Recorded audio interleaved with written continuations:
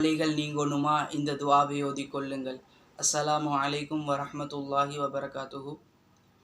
எங்களுடைய எப்படியாப்பட்ட கவலையாக இருந்தாலும் பரவாயில்லை, இந்த உலகத்திலே நம்மை வருத்தி போடும் எப்படியாப்பட்ட கவலையாக இருந்தாலும் பரவாயில்லை, இந்த சிறப்பான ஒரு துஆவை ஏற்படுத்தி கொண்டால் அல்லாஹ் மகிழ்ச்சியான தருணங்களை ஏற்படுத்தி கொடுத்துடுவான்.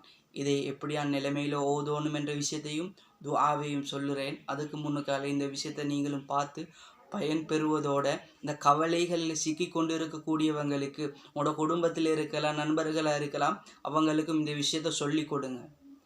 இந்த துஆவை எப்படி நிலைமையில் ஓதணுமெண்டா, இஸ்திகாரா 2 ரக்காத் தொழுந்து அதுக்கு பின்னக்கால அல்லாஹ் இடத்துல கையேந்தி பாவ மன்னிப்பு தேடி இந்த துஆவை ஓதி உங்களோட கவலை இருக்குது அல்லாஹ் கிட்ட இந்த கவலையை சொல்லி அல்லாஹ் இதை நீக்கி விடுவாயாக என்று கேட்டால் நிச்சயமாக அல்லாஹ் நீக்கி கொடுத்து விடுவான். உறுதியாக சொல்லுறேன். பலம் வாய்ந்த ஒரு துஆ. என்ன துஆண்டா, யா ஹலீமு யா அலீமு யா அலியு யா அதீம். யா ஹலீமு யா அலீமு யா அலியு யா அதீம்.